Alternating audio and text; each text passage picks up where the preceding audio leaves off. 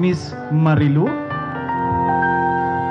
Before I start the song, I'd like to thank Janet for inviting me over. Janet, you and I have had a lot of nice moments together, di ba? We cried together and laughed together because of our group called the Yuppies, the Young Upbeat Professionals for Peace, for Don Bosco. They're all here. So, Janet, your day is here. It's finally here. The day we've always thought about and dreamed about. Buti ka pa, andito na yung araw mo. So, Victor, take care of my friend. Marami dyan bubugbog sa anything happens to her, no? With the looks of it, isn't Victor a very, very kind and loving person that Janet would be happy with for the rest of her life, di ba? So what about a round of applause again for the couple, Janet and Victor? This is for you. When there are sad times, remember this song, okay? From the bottom of my heart, this is for both of you.